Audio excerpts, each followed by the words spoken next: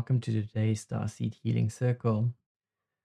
So here we go, another month gone, and here another one starting. We are looking at a reading today, and yeah, let's see what comes up for the month ahead. Let's start with our tuning. We're tuning in with the Lightcode Activation for Twinflame Lightcode Activation. So close your eyes, take a few deep breaths in and out, and tune into your heart space. And just start to think and feel about what it is that you would like to work with in today's session. Is there any guidance that you need? Anything that you want to heal, release, let go of, manifest, call into your life?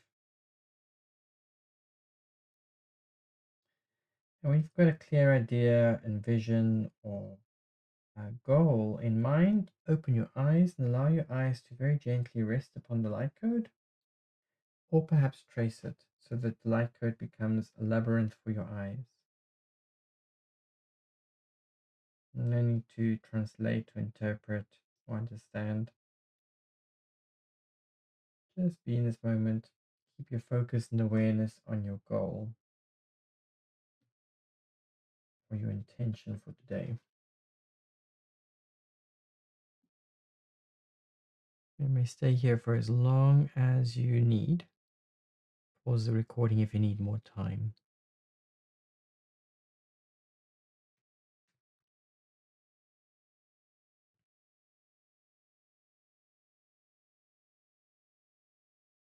Okay, so like I said, today we are doing the reading. As always, we're using the Book of Doors. I think it's quite nice to be able to use the same deck over and over because we get to see how cards change locations and positions and how we are shifting with the times. So here we go. What does the future hold? What does the next month hold for us? Let's have a look. So I've already selected the cards, and as always, we are using that pyramid spread. So the topmost card is your spiritual level, second tier is mental, third tier is emotional, fourth tier is physical. Everything off onto the left is past, everything onto the right is future, and everything in the middle is present time, or where we are right now. Now, this is quite an interesting spread because right in the center of the spread, we've got the Neteru card. And I think, just like if I had to give one overview, like as I'm looking at the deck, as I'm looking at the spread, there's a few things that catches my attention. One is we've got the Neteru right in slap bang in the center. That means we're in a pivotal time. We're in a time of great change and things are happening very, very quickly. There's definitely space here for some quantum leap. The other thing that I see immediately is that the corner points for this pyramid are all very red. So you've got Bennu, you've got Mafdet, and you've got Asthoreth. They're all red cards, where all the other cards are blue. So the red cards, they bring in a fire and a passion. It could also be a fire that's burning away at things. So you've got the central Bennu card, which is the pinnacle and sort of where we are right now. But then you've got Mafdet and Astoreth on either side, both past and future, keeping those fires going. So this is very, very interesting. But okay, as always, I don't analyze or look at the meanings until I get to the recording. So let's have a look at this together. So the first card that we have is the Bennu, and Bennu is the Egyptian version of the phoenix. So I think the phoenix comes from Greek or Roman mythology. It's probably Greek. The Greeks got that from the Egyptians. I'm sure the Egyptians maybe got it from the Sumerians, but the Bennu bird is the Egyptian version, and it's seen usually as this flaming, fiery heron bird. So, as with all the mythologies around the phoenix, the Bennu is also about renewal, rebirth, recycling, recreation. It's really about burning away all the old stuff that no longer serves, shedding the old, getting rid of it, and um, getting to this space where the phoenix goes from being, let's say, a physical manifestation into this plasma flames. So that for me already indicates that there's a quantum leap, a shift in frequency. Um, Perhaps we're stepping into a space of more freedom. And I don't know if it's going to translate in the same way just yet, but yeah, there's definitely some quantum leap going on here. On the mental level, again, interesting combination that we have here. We've got Hapi in the past, and we've got Kerhet in the future. Hapi is the god of the Nile, and Hapi is really about merging or union or bringing together um, oppositions or opposites. And to understand how that works, in Egypt, there was Upper Egypt and Lower Egypt. Lower Egypt was the area closer to the delta, which is more north, and Upper Egypt is more south. And the reason they selected those names as upper and lower, because if it always feels a little bit upside down to me, but the reason they chose that was that the Nile, the fertile waters, come from the south and then runs along towards the north. So because the Nile runs south to north, they saw south as up and upper, and north as lower. So Hapi unites or brings union to Upper and Lower Egypt because he runs through both. In the image, you've got him knotting, and Hapi is usually seen as two. And also he's male, but he does have female genitalia, so he's sort of like androgynous character. He's knotting the lotus flower and the papyrus. So the lotus flower is the feminine and the papyrus is the masculine. And he's merging those, he's knotting those together. So this is about a union of opposites. It's about bringing together um, different angles and directions, but it's also like connecting our head, heart, and gut, because the knot would be sitting on the heart. So this is in the past.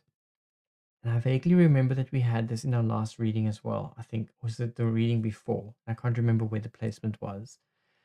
So because this one's sitting in the past, it means we've done this work. We've now done that union or unification. We've done that integration work. And now we're getting into Kerhet.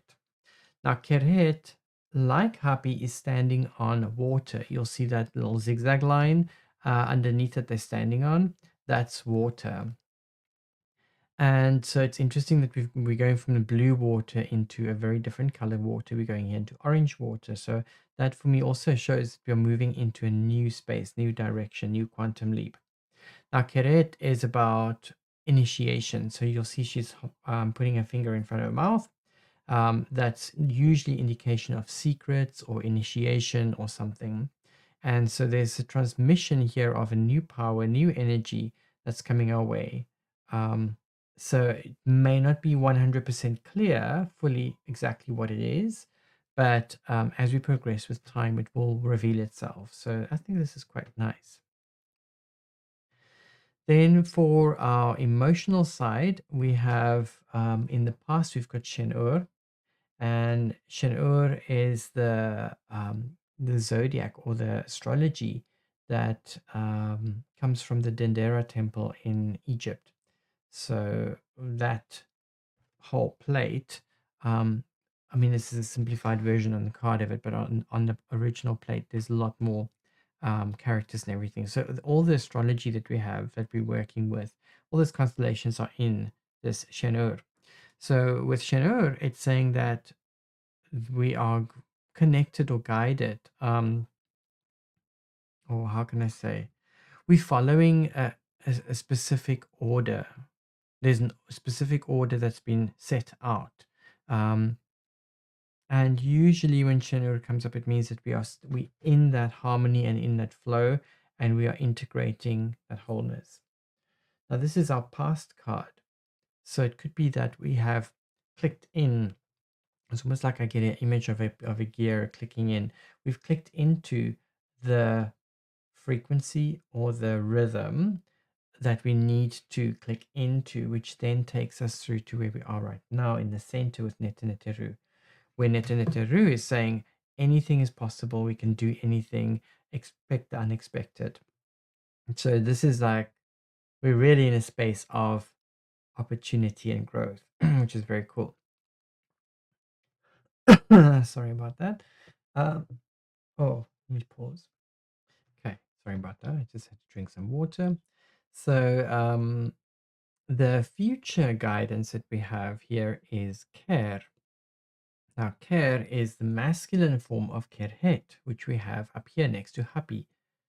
Kerhet is the feminine and Kerh is the masculine. So, where Kerhet is about secret initiations and transmissions, here with Kerh, it's more a transmission of energy. So Kerhet is giving us the understanding and the mental capacity to understand what's coming. So she's giving us that. But with Kerh, he is giving us the actual energetic transmission so that our bodies would know what to do and our emotions. So nice that both of these are sitting in the future. You'll see that with Kerhet, um, she's got the finger in front, so that's the secrets that I mentioned. She's standing on the orange water. Then if we look at Kerh, he's standing on the serpents. The serpents is that feminine energy, that creative force, but he has this beam of light coming in above his head. So it's coming right into the crown. So you are receiving this transmission on a very, very high level. Yeah, very, very interesting. Yeah, what we have. Okay, let's move to the next level. Then this is our physical level, and Mafdet is how we used to live our life, our past actions, and how it has an impact on us. Um, Now, Mafdet is not like the best of cards usually. Um, it's usually associated with punishment and things like that. On a more positive side, it's about justice as well. It's about, really, it's about people getting what they deserve. Um, so if you have put in the discipline and the structure and you've done the work, then it's going to pay off and take us through to the rest. So with Mafdet, it's not like easy come, easy go. And so we've really had to put the work in. We've really had to be disciplined about our healing, about our work, our clearing, our releasing, etc., etc. So this is the past card. Taking it through to our ideals and aspirations, we've got Kekiu. Now, Kekiu is about transformation of situations. Usually, it's a very quick transformation of situations. You'll see he's got the scarab on his head, and that is associated with transformation. And then from that scarab, there's a beam of light that then beams out. So here we are looking for instant transformation. Like, I want to know it, and I want to know it now. I want to understand everything. I want all the obscurity to end. I want to see it all right now. So this is our ideals and aspirations. I think we're getting to a place where we're a little bit impatient, where we go like, come on now, really? How long do we have to wait for this? But again, the reminder here is if you put the discipline and the time and the practice in with Mafdet, then these transformations can happen quickly. If you haven't, then this is our ideals and aspirations. Like we going like, come on, like time already. Can we make it happen? Okay, so then the next card, our implementation of decisions. So what do we need to do moving forward? Here we have Sesheta, and Sesheta is about writing. So she's associated with the stars, That's why she's got a star on top of her head. She's star goddess. But you'll notice in front of her, and oh, wait. I think we've had Sesheta in the last reading as well. I can't remember where she was. I'm going to have to go look back at what we did before, because I think Asthoreth was also in our last reading. It'll be interesting to see how the cards moved around. So Sesheta is really about building, creating, writing, making notes, constructing. It's getting ready for our future. Um, it's about linking to the larger plan, linking your thoughts, your actions, your movements to the larger plan, which we sort of have done already, because here when you look at Shen Ur, it's saying we've already done that. So we've already clicked in with that. So now we just have to, just have to move with that. It may be that you need to journal a little bit, or maybe you need to write a book. But I think with Sesheta, really, it's about building and creating. So Mafdet is saying, put the discipline in. Kekiu is saying, like, let's transform this, and then let's build it. Let's create this. Let's manifest this. Let's make it happen. And then the final card is Asthoreth, which usually is associated with conquering and warring and things like that. And again, I'm finding it interesting that you've got Mafdet on the one side and Astoreth on the other side. And obviously the Bennu on top. So the Bennu is transformation and alchemization. I don't think that's a word. Taking things through the alchemical process. So, and Mafdet could be about sort of like really getting justice served. Okay. Astoreth on a more positive note, because for our final, just looking at the rest of it, everything else is quite positive. Astoreth on a more positive note could have feelings or emotions or energies around sensuality and pleasure. And it could also be about traveling. So it could be that there's some traveling involved, or that we are stepping into a little bit more of a sensual space with our bodies.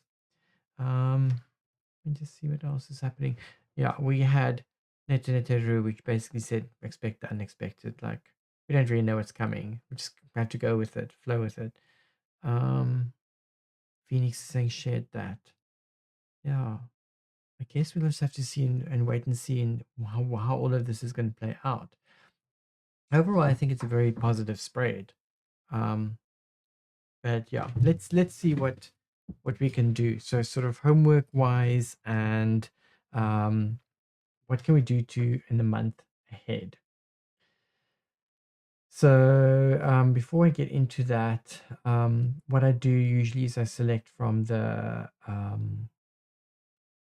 soul plan deck, and then I get 2 or 3 cards, and then we look at what is coming, what's heading our way. Is there an affirmation? Is there a crystal? What can we use?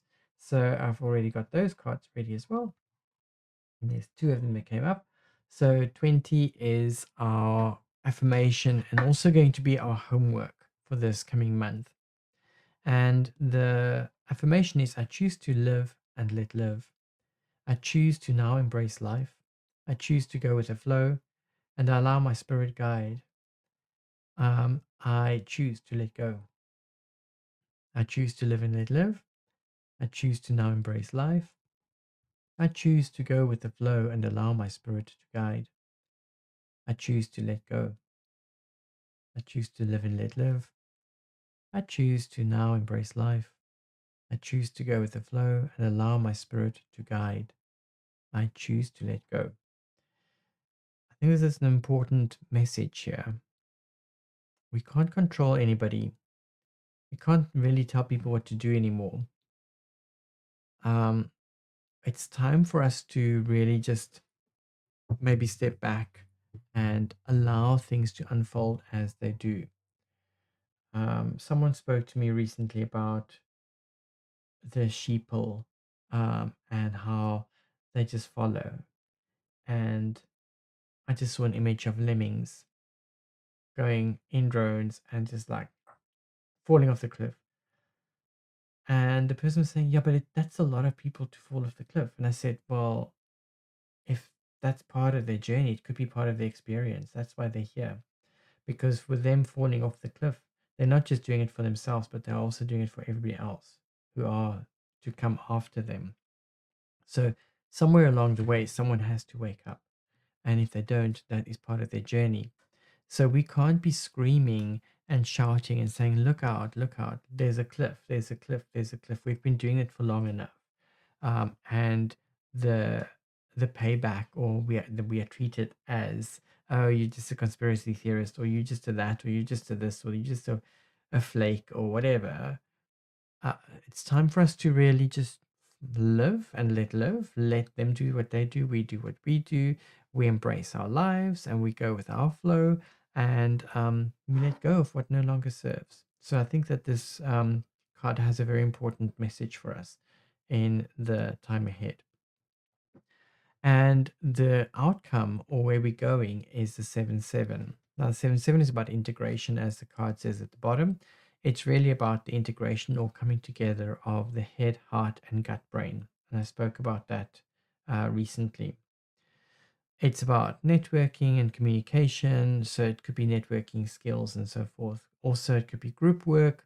And usually, when it comes to group work, it works with like minded people. So it's meeting people who are of like mind, working with people of like mind, growing with people of like mind. So I think as we step into your fullness of enjoying and flowing with life, then you are naturally going to flow in the direction of these like minded souls and people. So this is very, very exciting times. I do feel that this reading, it feels a bit open ended. It feels like, wait a minute, we didn't quite know what's coming, but at the same time feels quite exciting. So definitely want to see how this all turns out. When it comes to homework for 20, I will put that into our notes so that you can refer back to those in the Patreon page and also in the video notes. I also will give you crystals that's associated with 20 that you can use. But really, 20 is about expanding the mind. So this could be through study or reading books. It's about coming into balance. And speaking of balance, what's very interesting is this: the whole day already since I woke up, I've been feeling a little bit dizzy and lightheaded, and I have to move quite slowly because everything feels like it's like moving in a weird way. So I'm just also going with it. But I think that there's definitely some connection here. So let's see how all of this unfolds.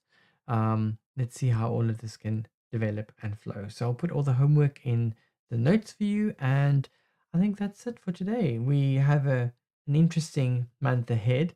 Let's see how we're going to integrate all of those with our healing work and the coaching work and attunement work. So I'm looking forward to all of that. I'm sending you so much love and light, and I see you in our next session. Take care.